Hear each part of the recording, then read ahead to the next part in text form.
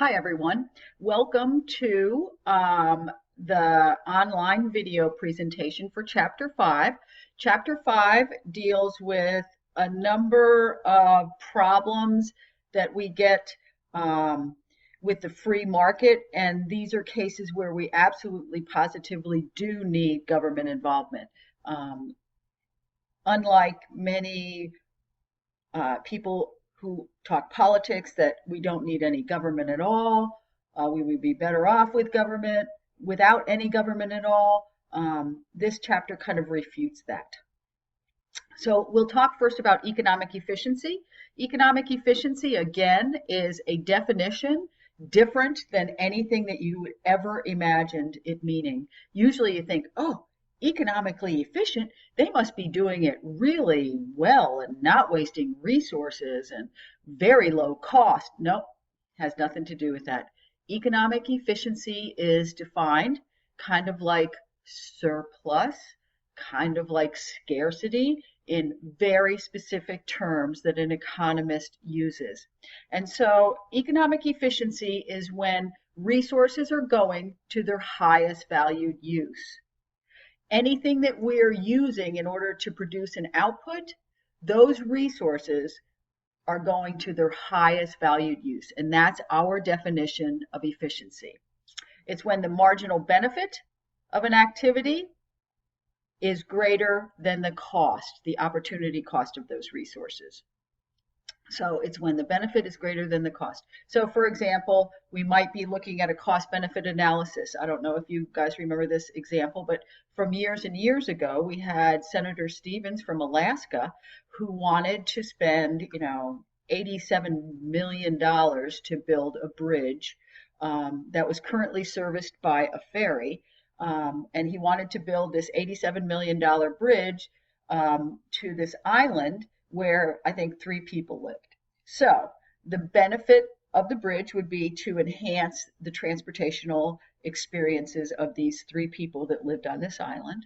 So that would be the benefit of the action of building the bridge. The cost of building the bridge would encompass all of the costs used to produce the bridge. So really kind of the market price of building the bridge. So is the benefit greater than the cost of building the bridge? The answer is no.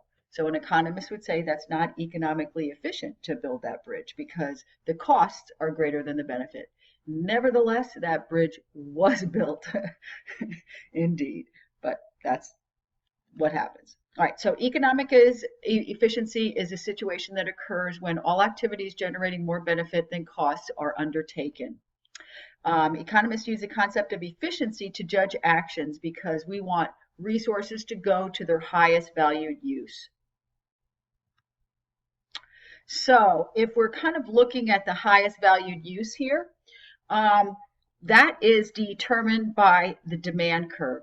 So remember that the demand curve for coffee, for instance, also includes the fact that you get benefit from that first cup of coffee, you get benefit from that second cup of coffee. But notice that with this second cup of coffee, the benefit is less, right? It's off the demand curve. If we are going to produce and consume even more coffee off the demand curve, we notice that the marginal benefit is even lower. So notice marginal benefit is higher when there's fewer units. As you produce more and more units, the marginal benefit of those resources decline, because the marginal benefit of whatever output is being produced declines. Okay, so the benefit is off the demand curve. So we have a downward sloping demand curve. This is my horrible graph, but it's all right. So we see that as we consume more and more, the marginal benefit of those resources become less and less. In contrast, if we were to look at, say, a cost curve, do you remember the cost of, say, lawn care workers? So in order to bring resources into the production of anything, you have to raise the cost. So here, this would be the opportunity cost of those resources. Also could be the price if we're dealing with a market economy, but mostly it's the opportunity cost of those resources. And in order to bring more and more people into the production of, say, lawn care, you have to pay them more. So the cost of these resources go up. As we produce more and more output, look, the cost is going up. So at Q1, what's happening? What's the benefit of the resource and what's the cost of the resource at Q1? If we choose to produce Q1, what is the cost and what is the benefit? Well, the benefit is way up here. The cost is way down here. Is the cost greater than the benefit? No, in fact, the benefit, marginal benefit, I'm a terrible drawer. Marginal benefit of the resource is way up here. Marginal cost of the resource is way down here. So what an economist would say is, hey, should we produce Q1 units? Absolutely, we should produce Q1 units because the benefit is greater than the cost at Q1. Make sense? How about at Q3? What's going on at Q3? Here's the cost of the resource. Here's the benefit of the resource. It costs way more than the benefit, doesn't it? At Q3, the cost is way more than the benefit. So we shouldn't produce it. We should back up production. We should produce less. Likewise, if the benefit is greater than the cost, we should produce more. And the only time that we don't find a problem here is when we're at equilibrium. Yahoo! In competitive equilibrium, only in perfect competition does this exist. That's ignored by a lot of people who talk economics. But in fact, it's only perfect competition where we realize that when benefit is equal to the cost in a perfectly competitive economy, that's economically efficient and resources are going to their highest valued use. Make sense? We don't want to produce too much because then the cost is greater than the benefit. We don't want to produce too little because then the benefit is greater than the cost. So let's talk about economics of perfection. This is kind of the idea that many people say, well, we just need to do the very best job we can. We need to get the very best grade we can in this class. Oh, really? You really want to get the very best grade that you can? You would probably study endlessly, giving up all sorts of opportunities elsewhere to work, to sleep, to socialize, to have fun in order to get the absolute best grade. You don't want the absolute best grade. What you want is a grade where the benefit of studying is equal to the cost of studying. The benefit of studying is equal to the cost of studying. We don't want to study too much because then the cost is greater than the benefit. Does that kind of make sense? We don't want to do anything perfectly according to an economist. We always want to weigh the benefits of doing more of something with the costs of doing more of something. So we're going to weigh the extra benefits, the extra costs, and then we're going to come up with an equilibrium that is efficient for us personally. Again, everybody's benefits are different, everybody's costs are different. We're all going to end up with some different equilibrium probably, but that's kind of the idea. All right, so let's just say your parents are coming. You want your apartment to be totally clean. Well, so how many hours are you going to spend cleaning your apartment? Are you going to spend like 87 hours cleaning your apartment, like every single nook and cranny? Probably not. You're going to go, okay, the first 3 hours, huge benefits to cleaning, right? You get the toilets clean, you get the sinks clean, you get all right. The first couple of hours, there's huge benefits to cleaning, and you are giving up some time doing other things. There's cost, but at some point, the cost of cleaning will outweigh the benefits, and you'll say, no, after 3 hours, I'm done. It's clean enough. It's not perfectly clean because economists don't believe in perfect things. We believe in measuring costs and benefits of an activity and then getting an efficient amount. Make sense? All right. So there's some of those examples. Economics of perfection, there we just talked about the trade-offs where the benefit of cleaning is greater than or equal to the cost, as close to it as possible. We are not going to go hog wild. Economics is about trade-offs. Fundamentally, economics is about trade-offs and being able to recognize and critically think through the benefits and the costs of any particular activity.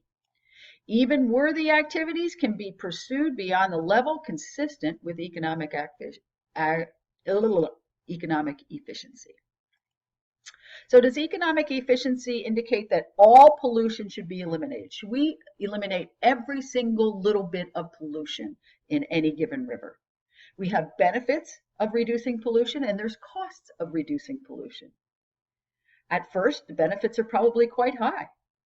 To get it perfectly clean, there may not be very many benefits at all, but it could be very, very costly. So the answer is pollution cleanup is like all activities. We're going to look at the benefits of doing more of it and then weigh that against the costs of doing more of it. Oops. So the answer is no. At some point, the benefits of still lower levels of pollution will not be worth the additional cost. B is the answer. Good. All right, economic role of government. Again, a lot of people say, hey, we do not need government. And economists would say, oh my God, we need an efficient government like crazy. It's only where we have a really well-functioning, efficient government whereby prosperity can prosper. That's a terrible sentence. But where you can have strong economic growth, strong potential for future GDP growth. We absolutely positively have to have a well-functioning government to have that. So the first thing is, we kind of talked about this in chapter 1, but to establish and enforce property rights, the judiciary function, so key to government, to have a very, very fair, uncorrupt set of property rights. So do you think that people come to the United States to invest because, you know, we're really nice people? Or do you think they don't go to some place, say, with in Zimbabwe with Mugabe, who is this super corrupt leader, or maybe Putin, who's also extraordinarily oligarchically corrupt? Businesses are not going to choose those countries. Businesses are going to choose this country because they know when they make an investment, they can actually realize their rate of return. Their industries will not be appropriated. You won't have to pay tons and tons of bribes, never endingly, not ever knowing are you ever going to actually get a return on your investment once you've invested it. So it's just absolutely positively crucial. We are the safe haven for a very good reason, and mostly it's because we have a non-corrupt judiciary. People still cannot buy off the judges in this country like they can around the world. And that really has a very positive impact on economic growth. All right, the next thing is we need government to intervene in the market when there are market failures. Again, this is among my favorite chapters because it's often a way of looking at economic and social or cultural problems from a different perspective, from an economist perspective. So we will be talking about those market failures. And also the role of government is definitely to redistribute income. A lot of times a capitalist system, you get the rich getting richer, the poor getting poorer. So we always redistribute income. If you think of your parents having health care, well, that's a huge redistribution from young people to old people because we're giving old people a huge bump in their income by giving them free health care. Does that kind of make sense? So all of government policies are redistributive. Our tax system is somewhat redistributive, and certainly our healthcare policy is in many different areas. All right, so we're going to protect property rights. We kind of talked about that. It's only if we have really well enforced property rights that we can realize the benefits of foreign direct investment in the economy, etc. All right, let's talk about potential shortcomings of the market. All right, market failure. We have lack of competition, very, very important. Externalities, public goods, and poor information. So this one, it says the invisible hand of markets forces generally give resource owners and business firms a strong incentive to use their resources efficiently and undertake projects that create value. Absolutely. The invisible hand is basically the free floating price system. If we do not intervene with the free floating price system, this invisible hand, quote unquote, it's really just free floating prices, will direct resources to their highest valued use, i.e., we have a pretty strong hurricane coming, you guys, at the end of this week. Matthew, I think it is. So it may actually come straight through Florida. Well, when it does, people are going to want generators. So the price of generators is going to skyrocket in Miami, maybe. I don't know if this is going to happen. Okay, this is just a scenario.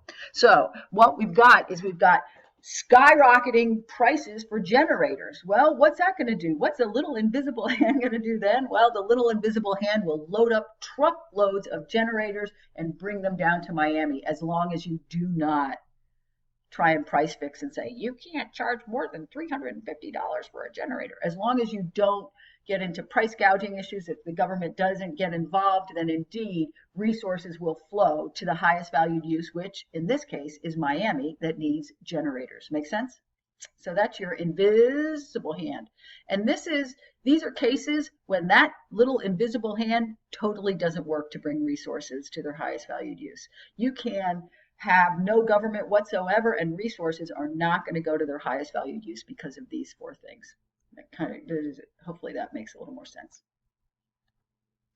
All right, lack of competition. Lack of competition occurs, oh my gosh, everywhere.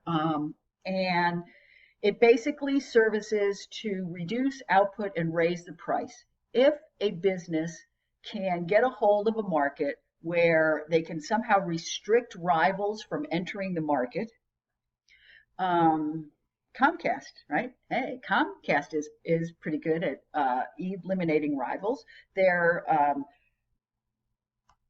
lobbying like crazy to have just them be the key internet service providers in towns that have tried to have a municipal utility take over those services. They try and limit competition from a municipal utility so that they are one or two key providers of internet service. What happens? Prices are higher and output is lower as a result of it. If we can keep rivals from the market, basically what we end up doing is raising prices. Basically, you're going to reduce the supply. Firms will tend to reduce the supply and raise prices as a result of it. Raise prices, and that, in effect, will reduce the amount transacted. That's what lack of competition does. There is just so much lobbying in order to reduce competition in one way or the other, but that's your basic idea. So what should the government do? Basically, the government should enhance competition. We should not allow mergers that concentrate too much market power in the hands of just a couple of firms.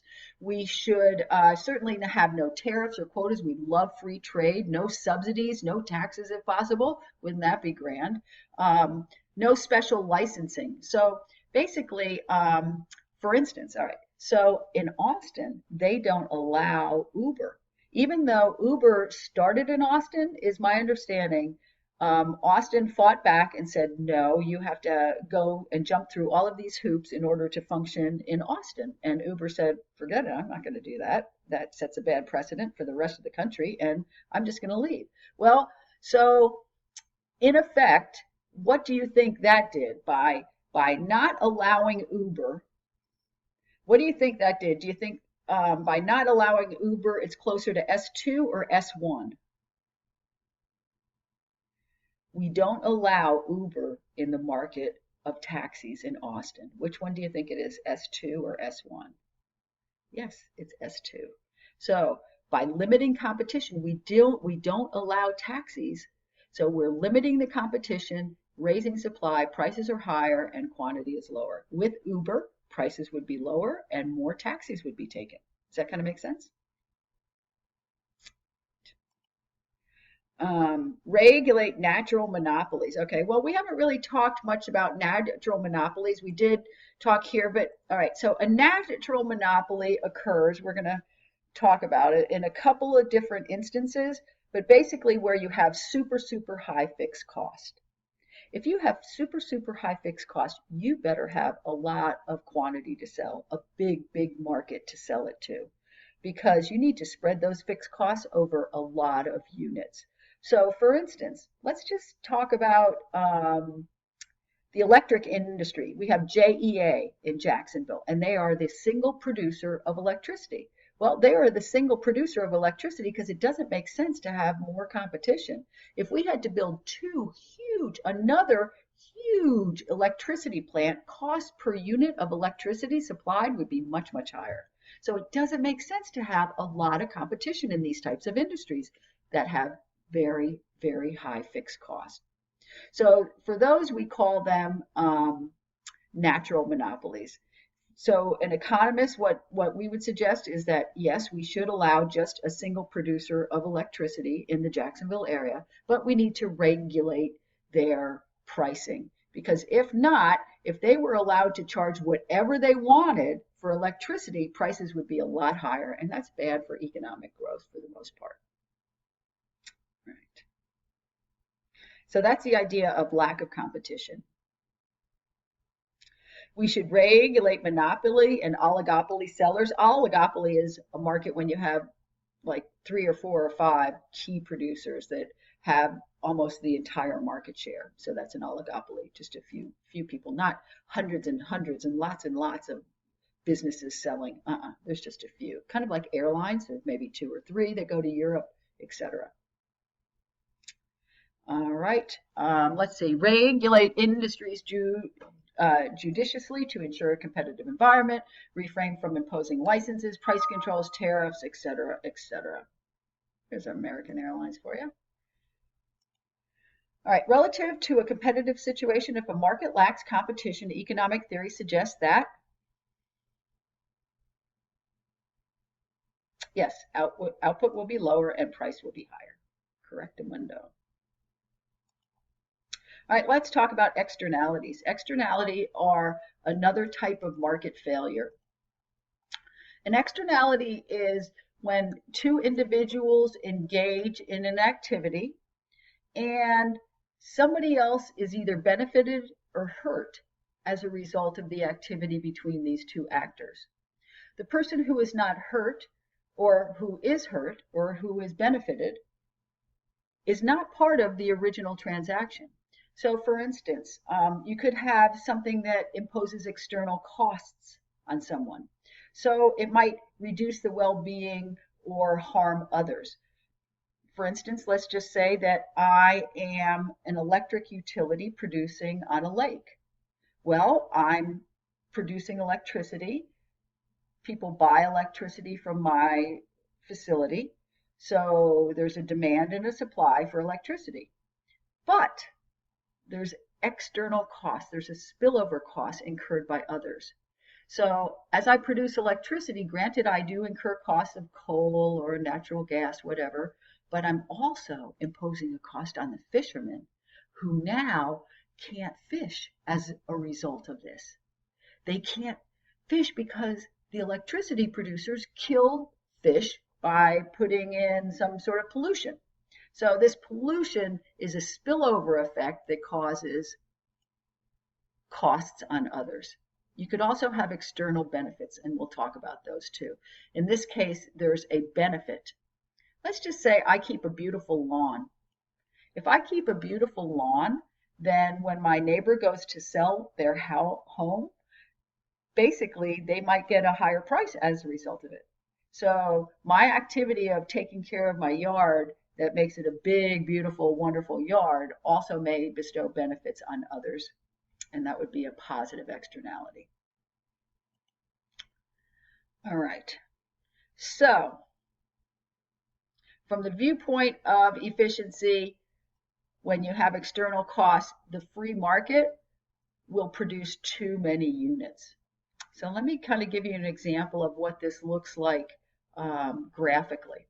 So in this case, we start at S1 and D1. So this is the market without any intervention at all. There's no government, there's no nothing. So in this case, we've got fishermen that are fishing. So we have some certain supply of fish and a certain demand for fish, and then we're ending up at Q1 and P1. That's the amount that's transacted of fish. That's the actual price, and that's the actual output. Now, if we were to include the real cost of fishing, it would include the fact that they're scraping the bottom of the ocean and killing a lot of other fish, which hurts those who fish from shore. So the real cost of fishing is not S1, which is borne by the fishermen, but rather S2, which includes all costs borne by everyone. So the result of fishing is not really S1. The result of fishing incurs costs that are much higher. Your supply curve shifts left, higher costs. And so economists, we want to absolutely include costs borne by everyone, not just the producer. We care about society's costs. We care about everybody's costs and everybody's benefit. So that's why we include the costs incurred by everyone. The individual producer, he looks only at his own costs. He doesn't care about the shore fishermen.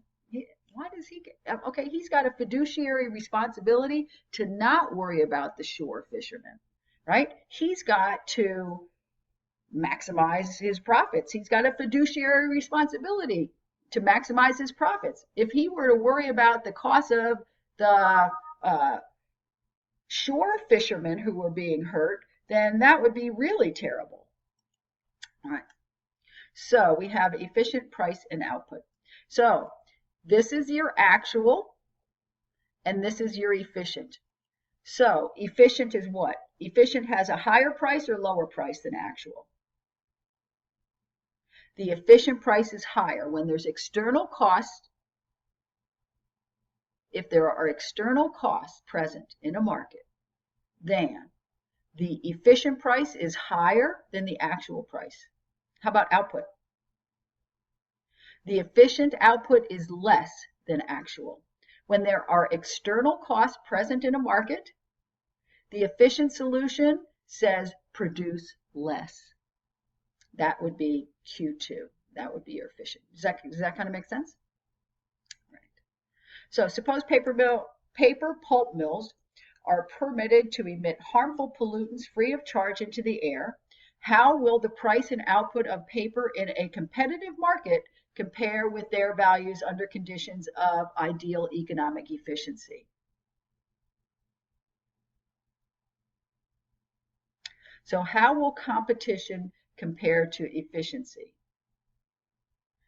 The actual or competitive price will be too low, and the output will be too large. Let's take a look at this again. Actual, efficient. The actual output will have prices that are too low and output that is too high compared to efficient. Make sense? It's confusing the way that they state this, so you really do have to practice this. All right, let's talk about a positive externality. A positive externality, it occurs when I consume something, when I produce something, and the benefits spill over to everyone else. So vaccines. When I consume a vaccine, it's certainly good for me because it prevents me from getting measles, mumps, rubella, whatever. But it's also good for others. How come? Right. So when I get a flu vaccine, for instance, I don't get the flu, and I'm also not spreading it to you guys, right? Not that I can spread it by virtual anyway, but when I go into class, I can't spread that. So vaccines, that they definitely have a positive externality. How about an organized roommate? We love that, right? We love to walk into a nice organized place. A roommate who loves to cook and share the cooking, hopefully, right?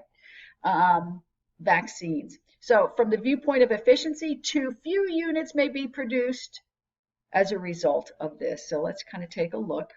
In this case, if we have a positive externality, we're going to shift demand. We're going to shift demand to show the efficient point. We start out at S1 and D1, right? We start out at S1 and D1. And so that is the actual amount transacted in the market. Now, what we have is we have the actual benefit is much higher. The actual benefit of vaccines is not D1, but it's D2. It includes my benefit as well as the benefits that everyone else enjoys, as well as me from consuming a vaccine. So the actual demand is higher. So this shows the efficient point. This is your actual or competitive. This is your efficient. The efficient solution has a higher price and higher output if there's external benefits contained in the market.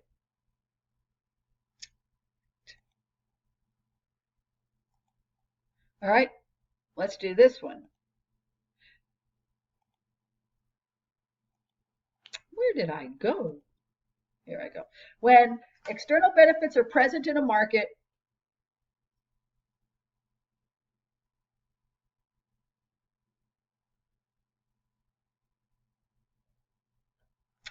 indeed, less of the good will be produced than the amount consistent with economic efficiency.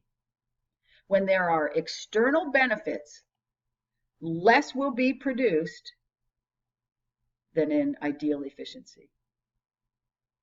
Does that make sense? It's just the way that we're stating it for the most part. So basically, the problem with externalities is fundamentally a problem of not well-defined property rights. If we can define property rights, then we can, quote unquote, price the market or price the externality out of the market. If we can define the property rights, then we can get rid of that externality by pricing it into the market.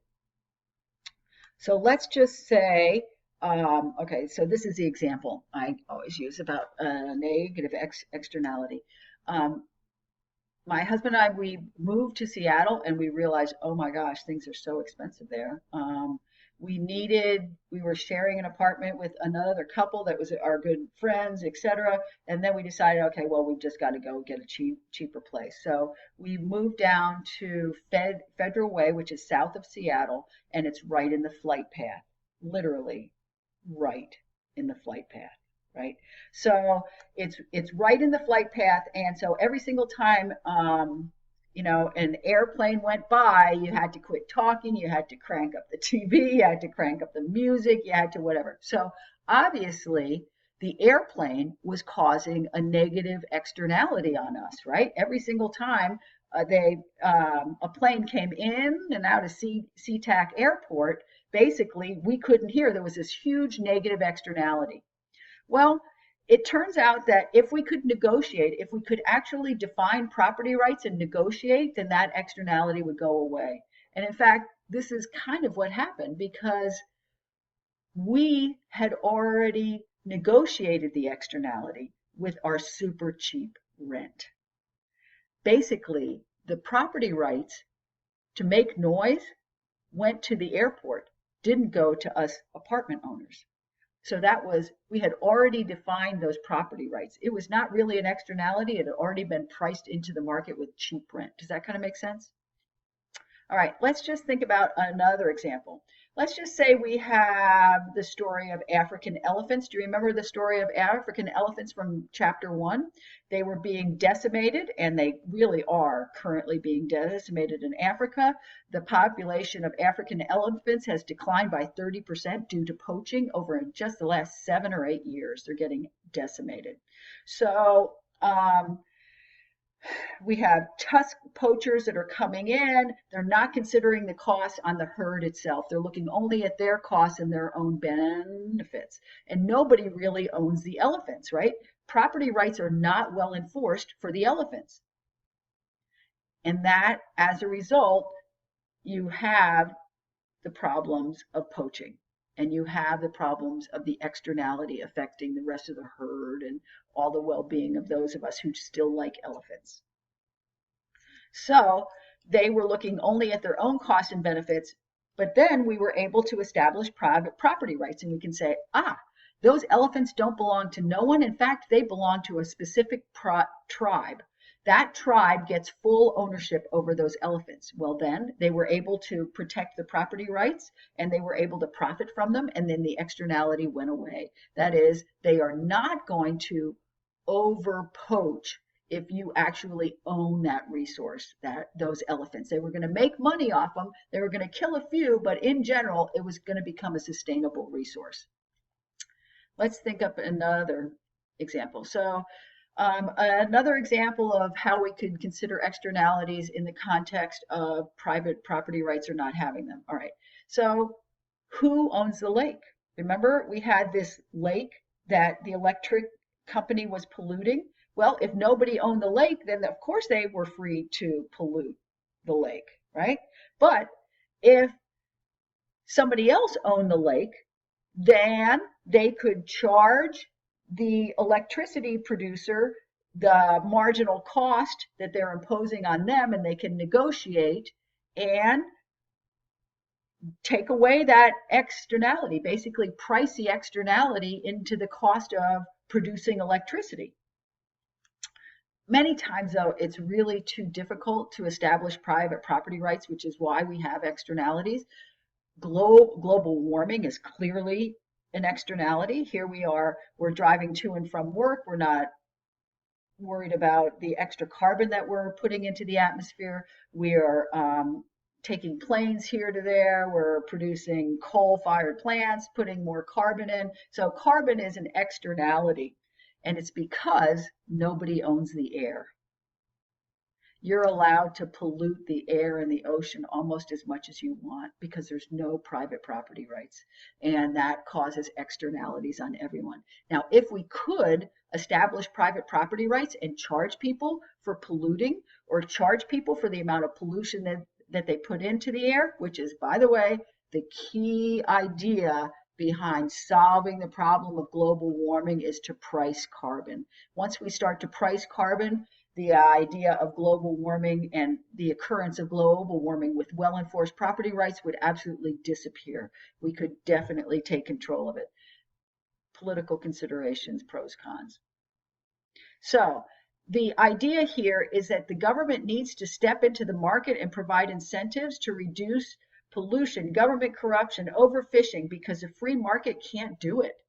The free market cannot do it without well-established property rights of these resources like the airs, the oceans, things of that nature. You're not going to get rid of these externalities. You absolutely have to have government involved. Many times it's impossible to establish property rights, though. We can't track enough boats to actually keep control of fishing regulations. The technology just is not available right now. Likewise, for measuring how much pollution goes into the air. A lot of times we have people that just you cannot possibly establish those property rights. It's just not technically possible to do that. All right, so what should we do to solve the externality problem? Certainly, if possible, we should create, enhance, and enforce property rights for all resources because then they would be efficiently used, according to economists. If you can establish them, then you can negotiate, right? Kind of like pricing in the cheap rent to the loud apartment. And government can take action to intervene.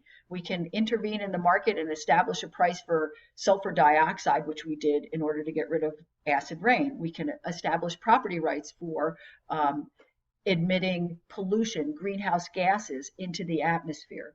And that would definitely help solve the problem. So that would be one solution to externalities.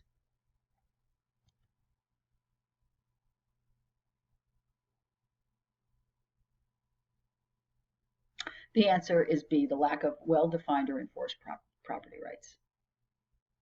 All right, so suppose the actions of the producer of a good generate an external benefit which results in an actual market price of 15 and 614 output. How does this compare to efficient ideal equilibrium?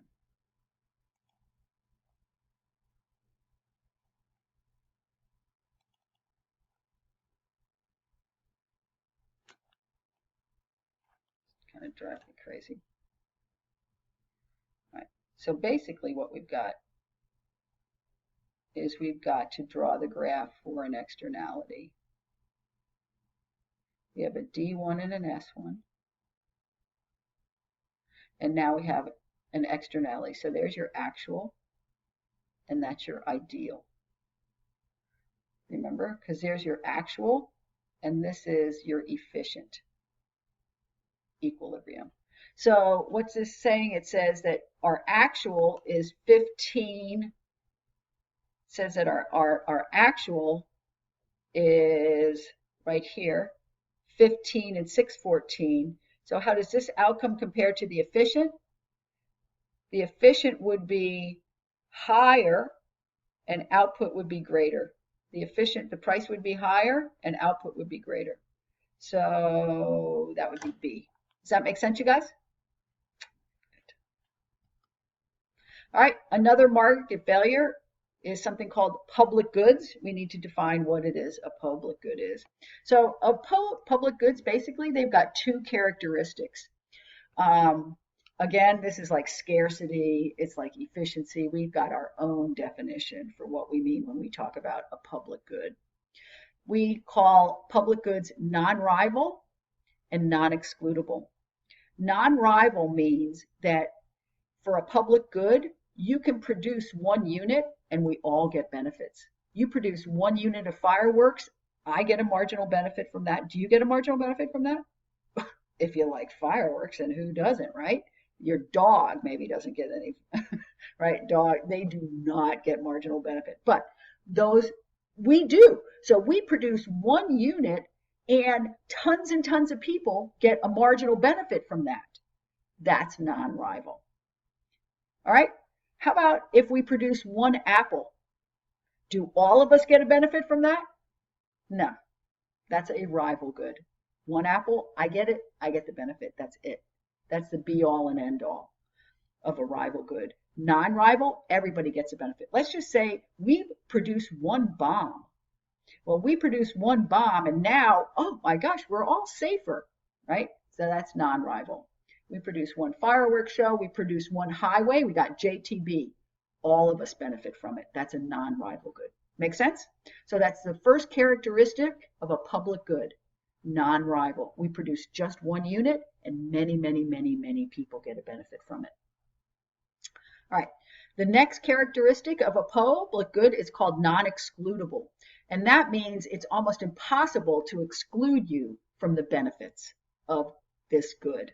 So for instance, it's impossible or very costly to exclude non-paying consumers from receiving the good. And the most important characteristic too is that the non-excludability allows free riders to occur. So let's talk about non-excludable. So non-excludable means that it's really hard to exclude somebody from consuming that good, like a fireworks show. How do you prevent somebody from consuming a Jack's Beach fireworks show? I guess you could put barricades all around for miles and miles, but it'd still be really hard. So a fireworks show is non-excludable. I can't really exclude people effectively or for a good cost. How about defense? Let's just say we spend a lot more on defense. Can I exclude you from the safety?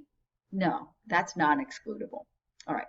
So the thing about non-excludable is if you can't exclude somebody from consuming it, it's going to be really hard to get them to pay for it. In general, we tend not to pay for things that we don't have to pay for. So some public goods are produced by the private sector, such as a lighthouse, a park maybe. But most of the time, public goods are provided by the government because it's impossible to get people to pay for them in the private sector, or really hard to get people to pay for public goods that are not excludable. You get this idea of the free rider. Because those who do not pay cannot be excluded, no one has much of an incentive to pay for such goods. It's an incentive to become a free rider. So let me give you an example of a free rider. Do any of you guys listen to National Public Radio? It's 89.9, it's FM WJCT. Well, they put out All Things Considered, Diane Rehm, a lot of great public radio, and they do it basically without a lot of funding from the private sector. They don't have a lot of commercials, for instance. And so I think once or twice a year they ask the general Jacksonville area to help support the National Public Radio. And so guess which proportion of listeners. So this is just among those that listen. What proportion actually sends money to support the station? Now, National Public Radio is clearly a non-rival. When you produce a show, many people benefit. It's non-excludable because all I need is a radio or an internet connection. So it's very hard to exclude me from consuming it.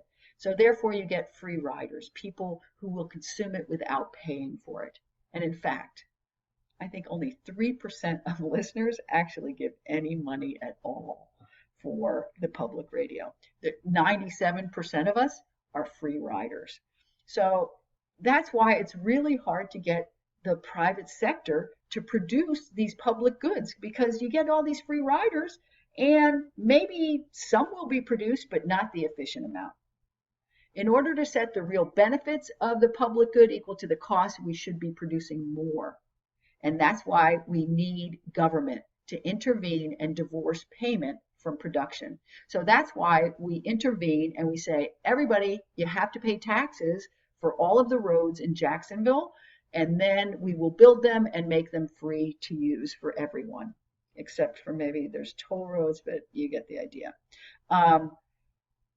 If we relied on the private sector to build roads, it would be really difficult. We would have maybe a few roads built, kind of like the toll roads down around Miami, but in general, they are not going to be built at all. So we have too few public goods produced by the private sector. We need government to step in to divorce payment from consumption. So free markets must develop ways of making non-rival goods excludable. And so in many cases for radio and TV, they just sell advertising. So they try and monetize it and sell advertising. In the UK, basically we have scrambling devices that you have to buy. So that allows you to help pay for the service, BBC in particular, or copyright protection. So the free market will not result in production of an efficient amount of the public good if the good is non-excludable. Government must step in to provide more of the public goods. So the example here of public goods, again, non-excludable, non-rival, nothing to do with public or private sector, because public goods are produced by both the public and the private sector. They would be underproduced if entirely left to the purview of the private sector. They would be underproduced, but in some cases, the private sector does produce public goods. Government provides national defense, usually public parks. Regulation and oversight definitely are public goods. Anyway. So there you go, public goods. We need government involved when there's externalities and when there's public goods in order to get the efficient amount produced.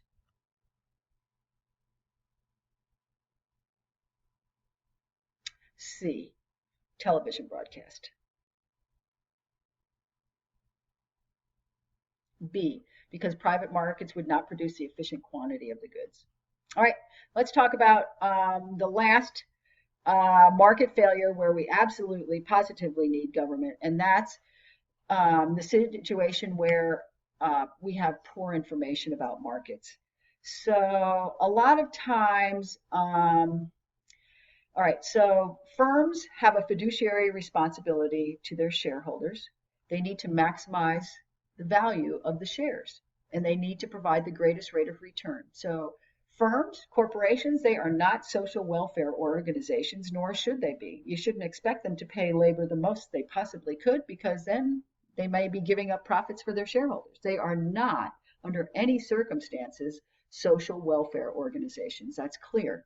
Now, on the other hand, there's a pretty strong incentive to lie in order to increase market share. So you take the Volkswagen, where they lied about their emission system, sold it as the greenest car that ever existed. And then what happened? They got caught, right? They provided poor information in order to maximize their short-term profits. Don't know whether it's going to maximize their long-term profits or not, but it certainly is not maximizing currently their short-term profits. But the bottom line is that firms have an incentive to put their best foot forward, and even to a huge extent, maybe twist the truth in order that their products are sold more. There's been many examples of bad research in pharmaceuticals. There just came out that Exxon knew a long time ago about global warming. And actually now the government and the SEC are onto these firms because they were putting out bad information, which led their share prices perhaps to be overvalued unless you really considered the real costs of global warming, et cetera, and future regulations that they may face. So the real value, anyway, the point is that these firms totally have an incentive to put out inaccurate information in order to maximize their profits. And so this happens a lot. Poor information can arise when products are sold as unreliable, dangerous, not effective. And so the government must be the last place where consumers can be protected. So this happened a little bit with the Consumer Protection Agency. False and misleading mortgages were sold to those least suspecting customers, and so now we have the Financial Services Fraud Bureau to help protect mortgage consumers and those sorts of things. All right, so the problem with poor information, when can you get ripped off? Well, you can easily get ripped off if there's asymmetric information. Okay, if one party has a lot more information than somebody else, you can get ripped off. And so that's why we need government intervention. Well, what about if you go get your blood tested? Well, out comes, 57 different things that you're supposed to look at with your blood. You have no idea what any of this means, but your doctor does, right? Your doctor knows whether or not you should have one test, another test, whether you should just go home, not have any tests, or maybe you need an operation or some invasive procedure. So there's a huge difference in the amount of information that your doctor has compared to the information that you have. Well, this is a situation rife with poor information, and that we need government to intervene to protect consumers, because it's very easy to take advantage when you have this big difference in the amount of information between the buyer and the seller. All right. So with a lot of asymmetric information, we definitely need probably licensing guidelines and things of that nature on the part of government. If the goods are easy to evaluate, nobody's going to rip me off. Nobody's going to rip me off with a tomato, okay? I know my tomatoes. I am so good at knowing all of my tomatoes. You could not sell me a bad tomato, I don't think, or a bad banana, for instance. They're very easy to evaluate. You're not going to have a problem with poor information when it's easy to evaluate. When it's a very repeat purchases, if you're going to repeat purchases again and again and again, like at grocery stores, then you want to make sure that that you have a good brand name. So if you're going to repeat purchases, poor information is not really a terrible problem. Without government information, you would have to trust a used car salesman. You'd have to trust a doctor, trust a lawyer, trust drug producers, trust meat producers. You'd have to trust everybody. And how's that working out for China? In a lot of cases, that is not working out well for China, where they do not have good government regulation. We do not suffer the same consequences that they do in China, because we do tend to have better government regulation addressing the problem of poor information. All right, so the free market responses to poor information include, consumer information publications, consumer information websites, brand names, so key, right? They really spend a ton of money backing that. So they do not want that type of product to fail.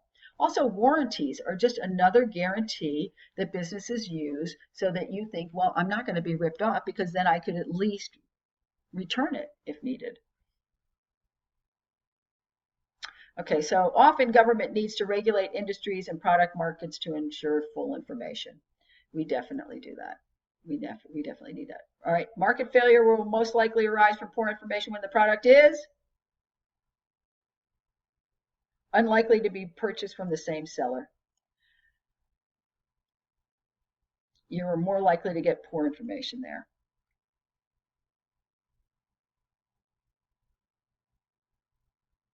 All of the above. All of the above help us make good decisions in our purchasing decisions, trying to avoid getting ripped off or poor information. All right, so that's it. I will put more information soon for Chapter 7.